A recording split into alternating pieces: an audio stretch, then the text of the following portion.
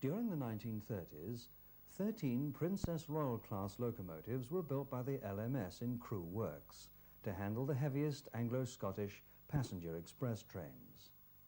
This film, shot in 1935, shows some aspects of the construction of 6207 Princess Arthur of Connaught.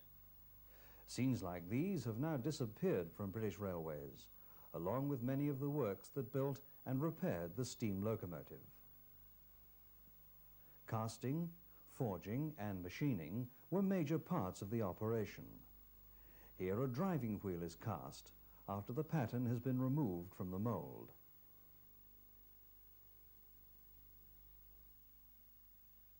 It then travels by crane to be machined, boss and rim simultaneously.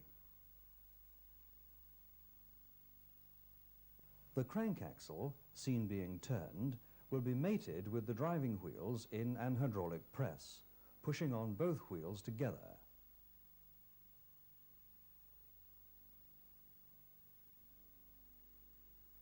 This action, incidentally, has been speeded up.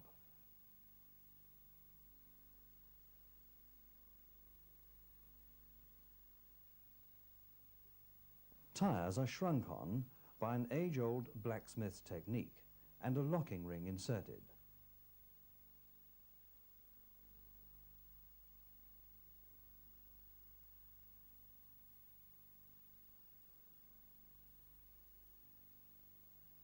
The locomotive is moved by overhead crane and very carefully lowered onto its wheels.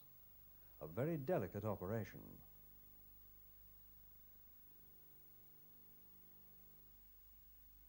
Meanwhile, in the forge, a white-hot steel billet is being prepared for shaping into a connecting rod. This is a highly skilled piece of teamwork, the efficiency of which is judged by the number of heats needed and the closeness of the template when finished. Machining follows, 2 at a time on the horizontal miller. Ends are vertically bored, and finally a white metal bronze bush pushed in.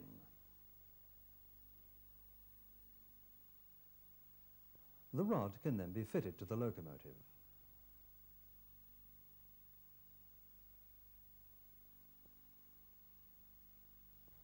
At the same time, in the tender shop, another important item takes shape, and after painting is coupled to the engine.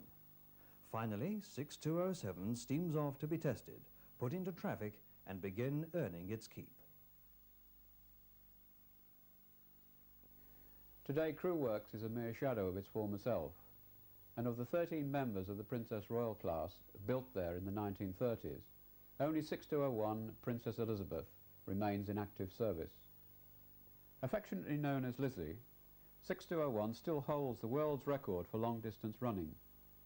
That record was set in November 1936. 1986 marked the 50th anniversary of the run, and we now join her in the summer of that year at Pontrilas, en route to the Newport Open Day.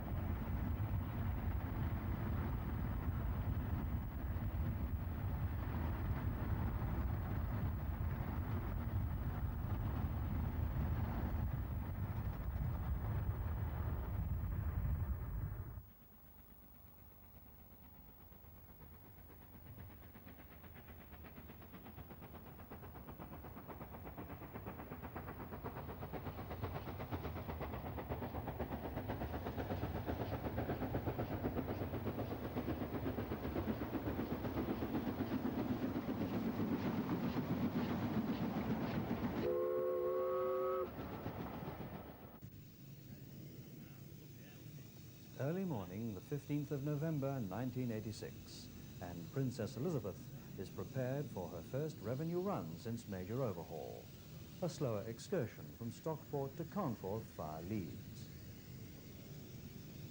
The tender is given a final polish. The fireman builds up the fire, and the rising sun glistens on the boiler as she travels light engine through the suburbs of Stockport.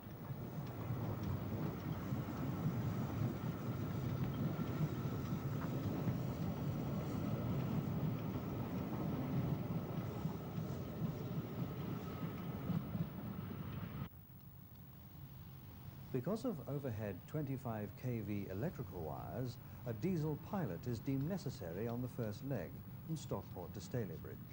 But after that, she'll be on her own.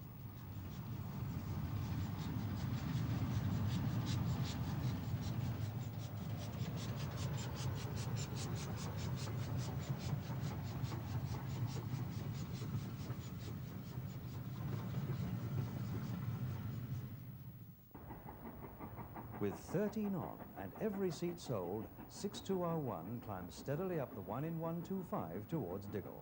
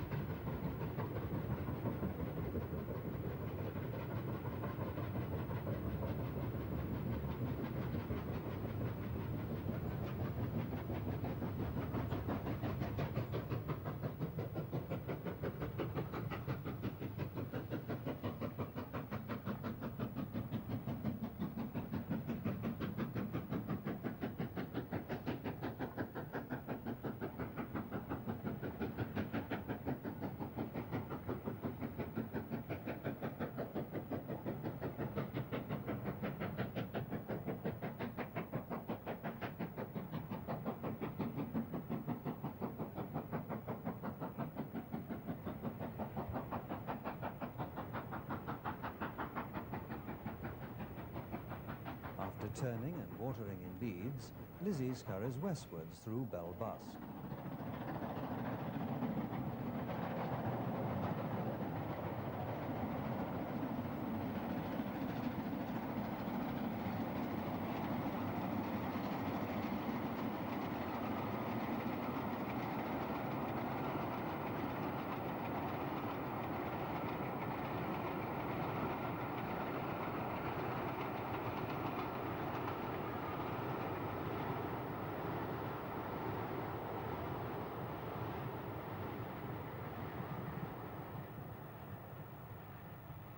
And continues her journey through glorious countryside at Settle Junction.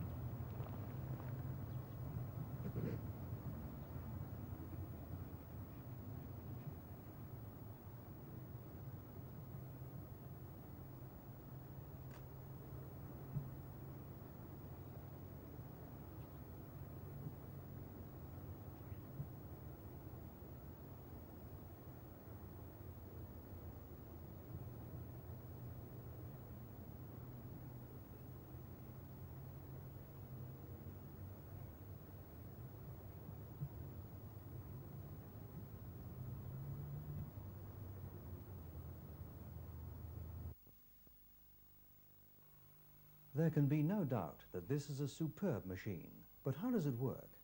Let's now take a closer look, and we'll start in the firebox. I'm sitting in the combustion chamber of 6201's firebox. On my left you can see the firebox tube plate with its 123 smoke tubes and 32 flue tubes. Looking carefully in the end of the flue tubes, you might be able to see the ends of the superheater elements. They come fairly close to this end of the tubes. Princess Elizabeth is fitted with 3 fusible plugs. This is one of them. In my hand I have a sample of an old fusible plug that's been cut in half. This illustrates the lead core that melts if the water level gets too near the crown of the firebox. This of course means that steam will come into the firebox and demands urgent attention from the fireman and driver. On the sides of the firebox you will notice a lot of nuts. These are steel stays that go between the 2 plates of the inner and outer firebox. In 1980 the Society renewed something like 1,250 of these stays. That is an old stay. You can see that it's quite badly worn, and in particular that it's necked at the end that was near to the copper inner firebox. They were replaced in a massive job by those. We actually made 1,250 of those stays and installed them ourselves. Princess Elizabeth's brick arch stretches from side to side of the firebox and weighs approximately 1 ton. It is cast in one piece. Below the brick arch are 3 rows of fire bars, one at the rear which is horizontal and the front 2 which slope. This whole area, 45 square feet, will be filled with raging fire when Princess Elizabeth is going along the main line at 60 miles an hour with 12 coaches on. We're now in the smoke box of Princess Elizabeth at the other end of the boiler to the firebox. Above my head is the superheater header. This is where the saturated steam from the regulator valve comes inside the boiler and into this great chamber, flows down through one leg of the superheater elements, receives extra heat from the boiler and flows back up into the superheater header and then down the main steam pipes to the cylinders. Steam comes from the superheater elements into the steam chest and is distributed to the front or back end of the cylinder depending on the position of the valves. After it's done its work in pushing the piston one way or the other, it's exhausted past the end of the valves and out through the blast pipe and out through the chimney. This peculiar looking item, which we've recently installed at BR's insistence, is in fact a homemade spark arrestor.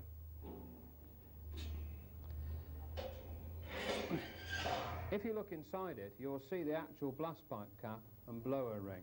The blower ring is used, of course, for when the locomotive is not working. Steam comes through those jets and creates a vacuum in the smoke box in a similar way to exhaust steam, so that air is drawn through the fire and the fire will continue to burn.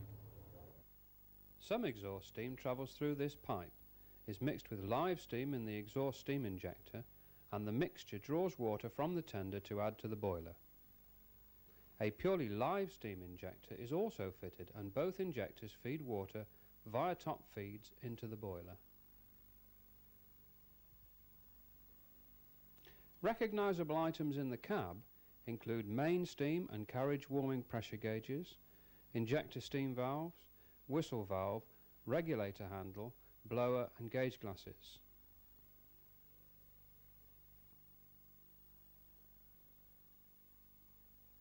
Note how, because of light refraction, the water level can be easily seen in the gauge glass. 6201 is fitted with 2 ejectors and braked by a combined driver's loco steam brake and train vacuum brake. The driver uses 2 controls to make the locomotive move. One of these is the cut-off of the valves. I'm winding the reversing gear in the cab and putting the engine into full forward gear.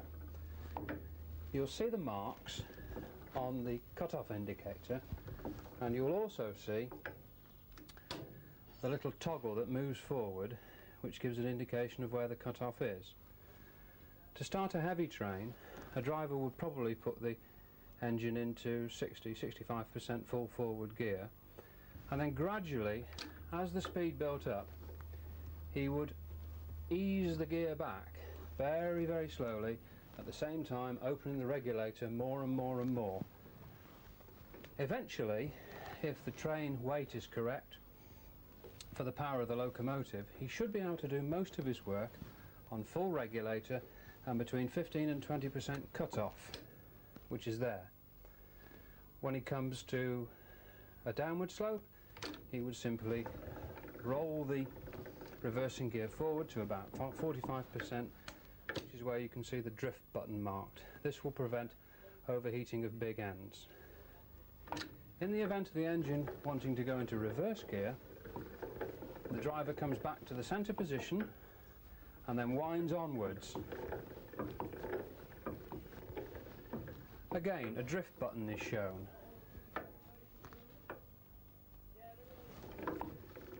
It is unwise to come below 15% because you may well then overheat big ends. You may think that you've toured, albeit very briefly, Princess Elizabeth, but some number stamps tell a different tale.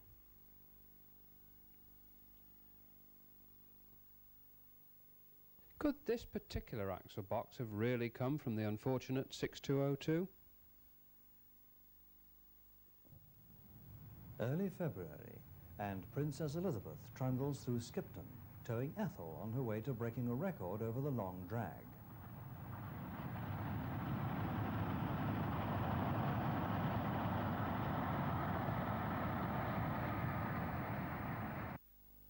Five weeks later, March the 14th, southbound past Kelgaith, a different fate awaits, hauling the Pennine Pullman and sticking on the climb to A's Gill.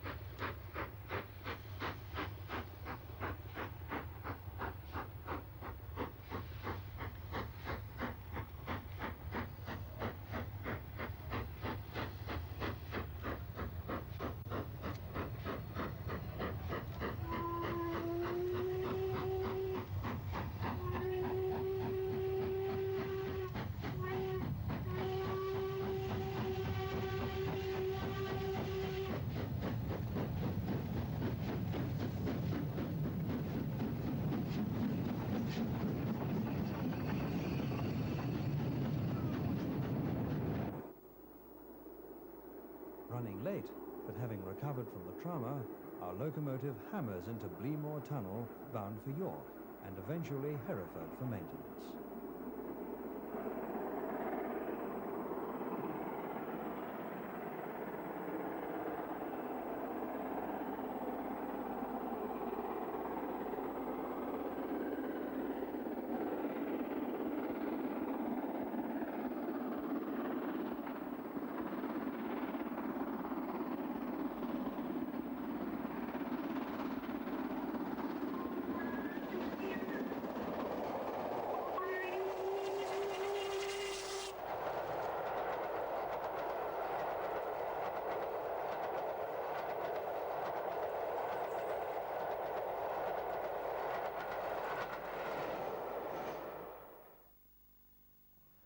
British Rail, quite rightly, demands very high safety and engineering standards when it comes to running privately owned steam locomotives on its tracks. The engines are subject to frequent and thorough examinations. All must be in accordance with MT 276. 6201's 6-monthly exam begins.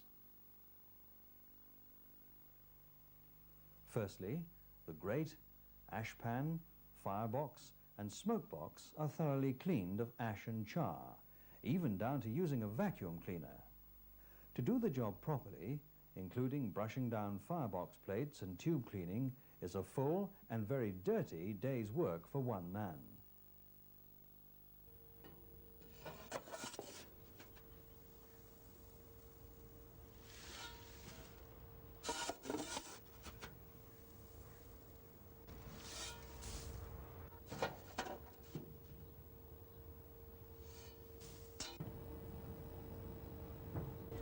All 9 mud-hole doors and 44 washout plugs are removed. But even with these missing, many parts of the boiler are still difficult to inspect.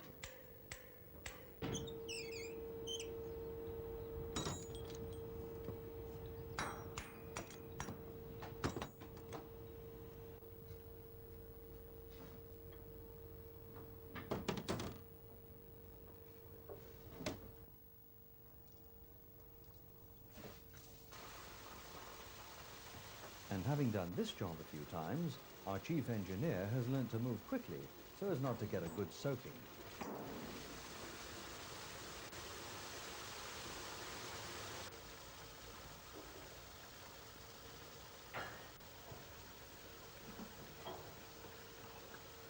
Each plug is numbered to ensure its eventual return to the same hole, and high-pressure cold water flushes out the sludge that's left behind when water is evaporated to steam.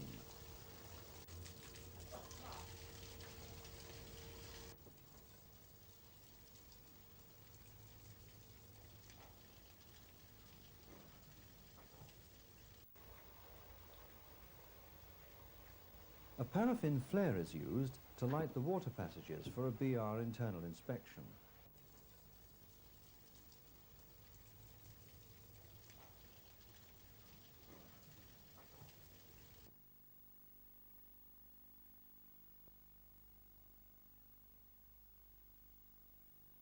Sometimes repairs may be carried out between these 6 monthly certificates. This time, replacement of piston rings, machining of piston rods, and the fitting of new rod packings is being done.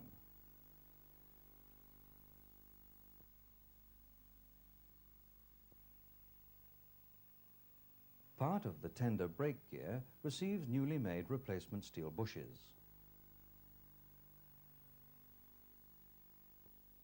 A small welding job is done in the firebox, and new fusible plugs are fitted.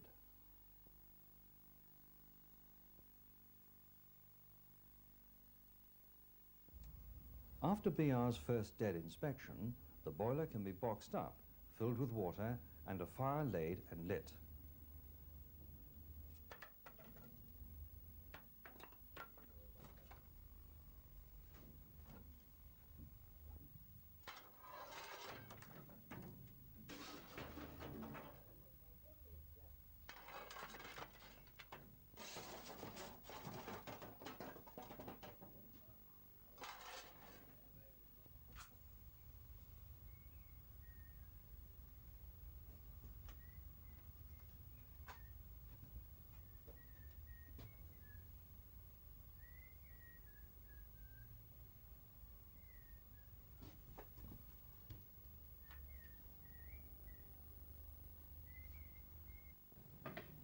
During the next 10 to 12 hours, while slowly raising steam, 6201 will be lubricated, there being well over 100 oiling and 50 greasing points to attend to.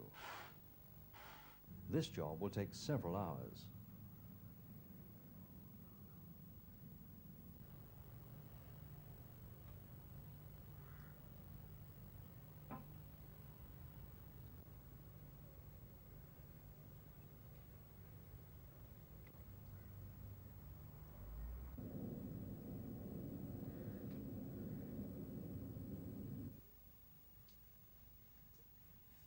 Some parts of the inside motion are particularly difficult and almost unreachable.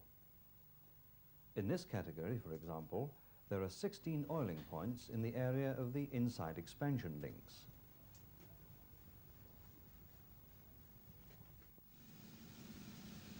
Steam at last, and the live examination can take place. The blow-off pressure of the boiler's safety valves is checked against the BR boiler inspector's very accurate master gauge and the boiler's own gauge.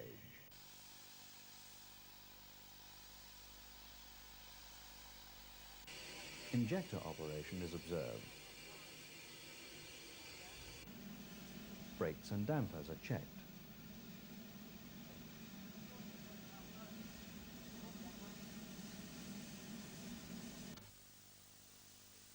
The smoke box door is opened and the ubiquitous paraffin flare used again, this time to check steam tightness of superheater elements and pipes.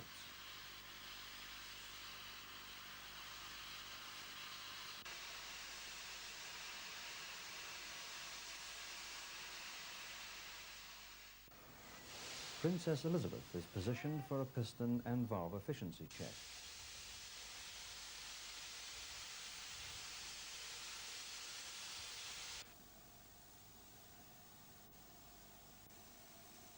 During the test, a leak on one of the drain cocks is found.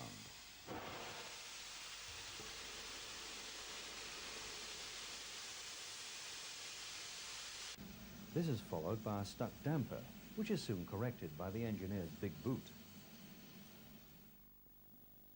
Next, over the pit.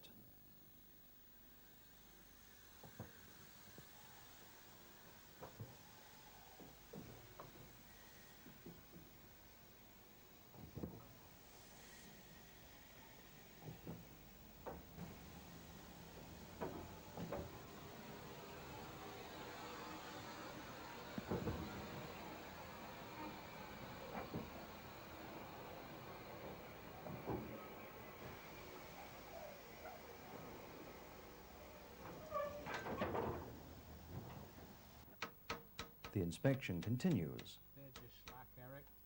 Testing a horn stay.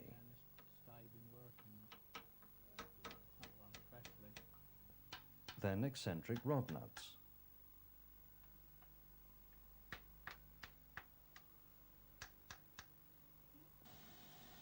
Taking tire dimensions. And checking the tender.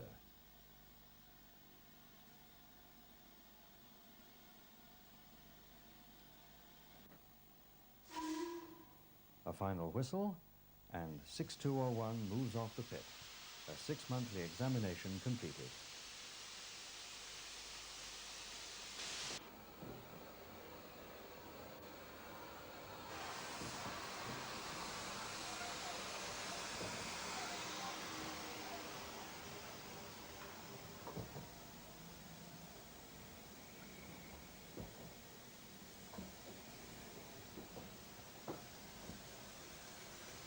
Within a couple of weeks, the locomotive is back on the main line from Hereford.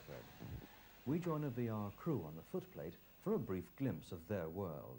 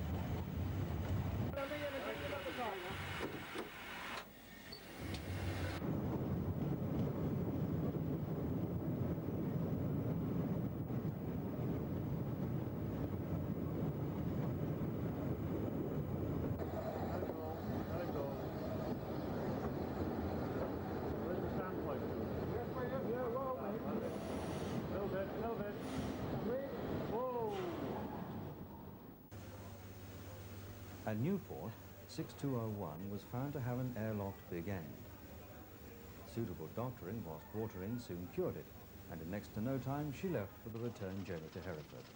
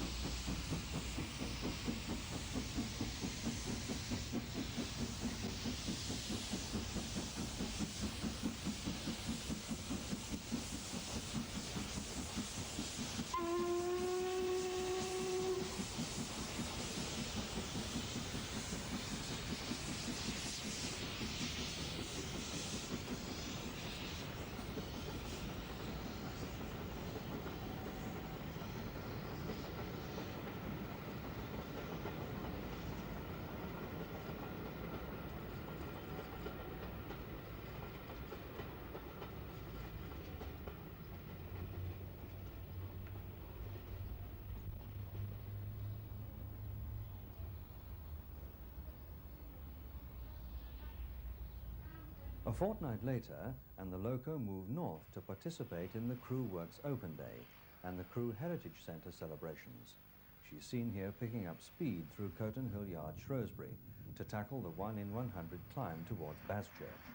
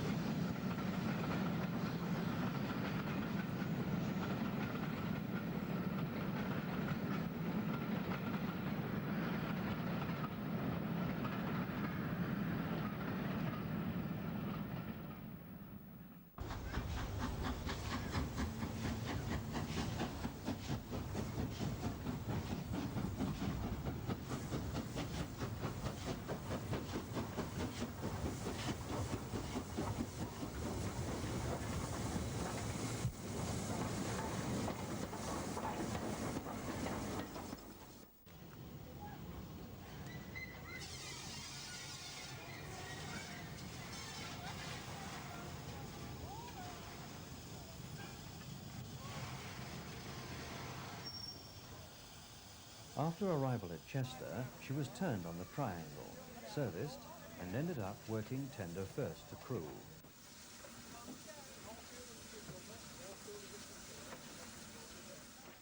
A stop was necessary near Tarporley for verbal orders from the signalman about entering Crewe under the wires.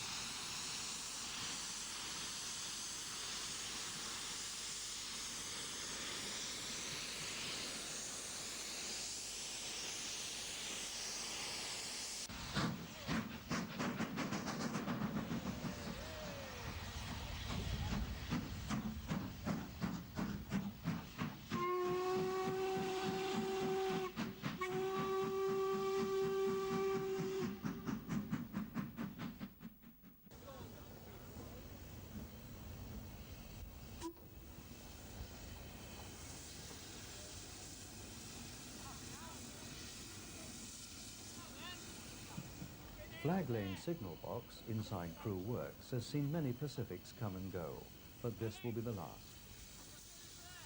6201 arrives after 27 years' absence to witness some dereliction.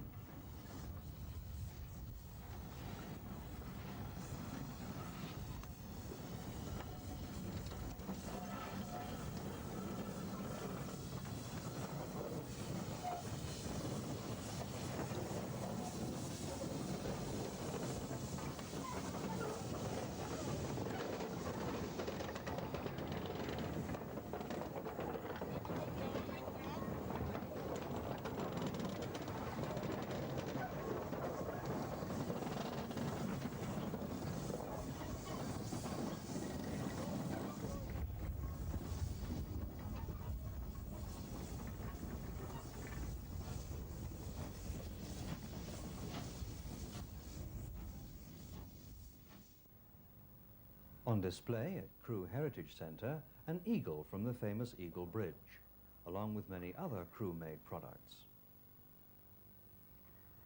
Friday, the 24th of July 1987, was a very special day in the locomotive's history. The Society Committee was honoured by being introduced to Her Majesty Queen Elizabeth II during her visit to the centre. It is believed to be the first time that the Queen has seen the engine, named after her in 1933.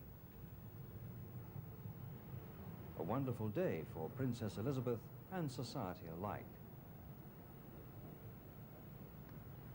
Final painting, the Royal Head Code,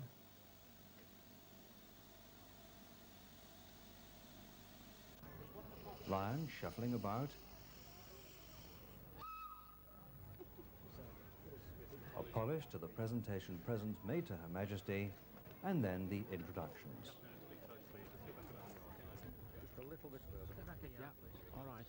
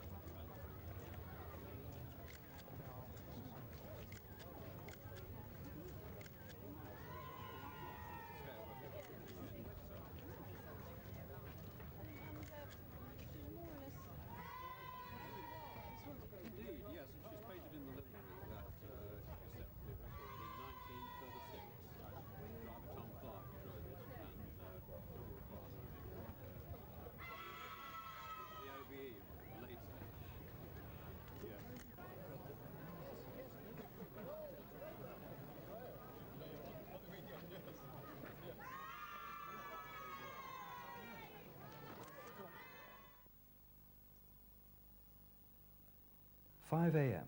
and Carlisle's Upperby Depot 2 days later, near the site of the raised roundhouse, and an invitation to early morning tea. Preparations take place for a return from Carlisle to Crewe via the Settle and Carlisle line, having travelled down the previous day with a Blackburn to Carlisle BR special.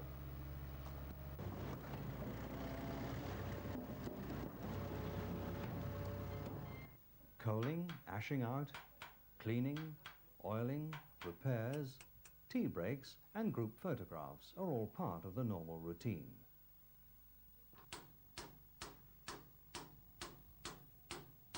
And of course, there's the odd moment of light relief.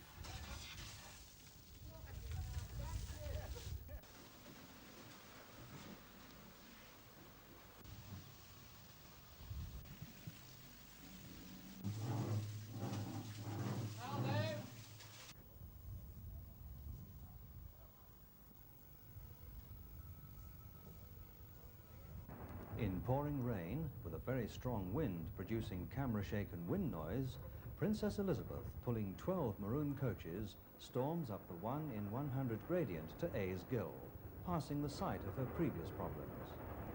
This sequence shows just what an experienced and competent crew can do.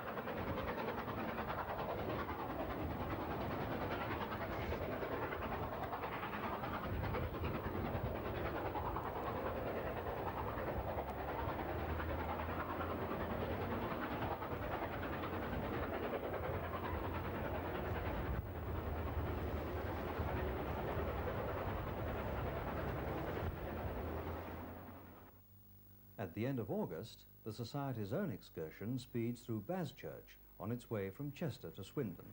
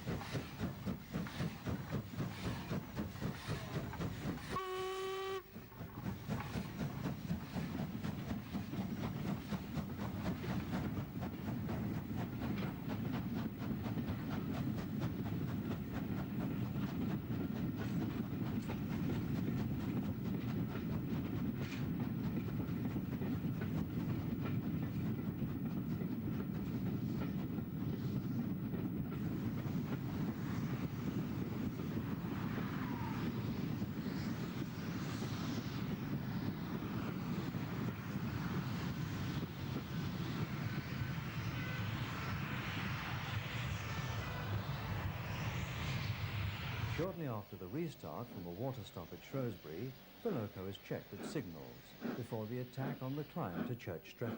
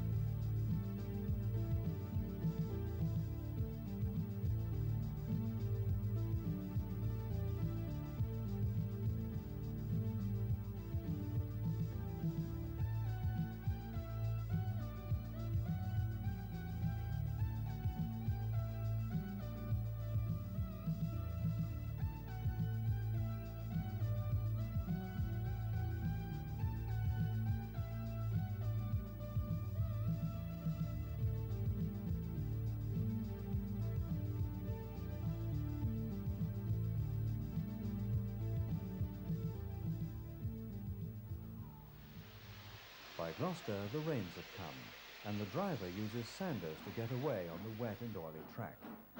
6201, incidentally, is the first Stanier Pacific to travel this route.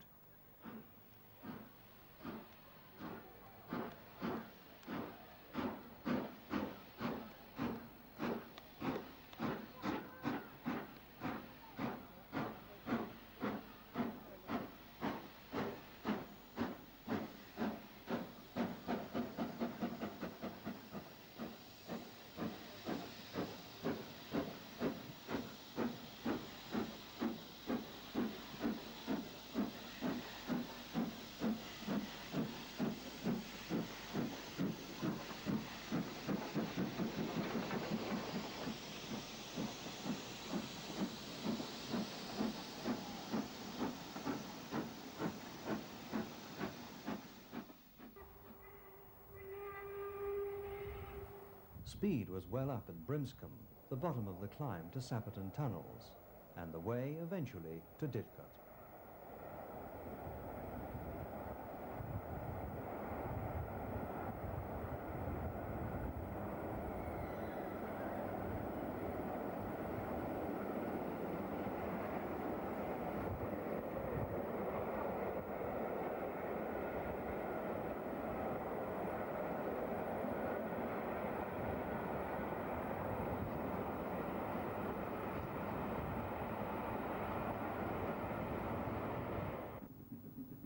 Returning to Hereford 2 months later, the engine completes the 1 in 94 westbound climb between the tunnels at Sapperton, slipping just before the summit.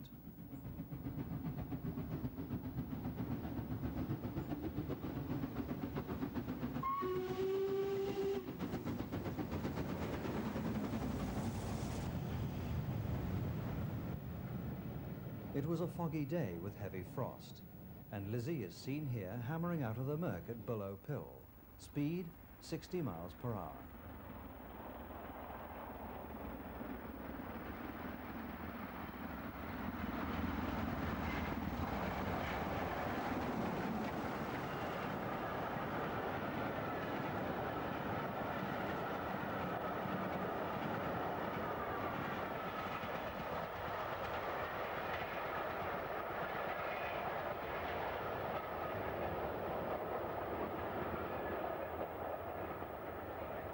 By afternoon, the sun came out, racing north to Hereford after an excellent climb of Llanby Angle Bank.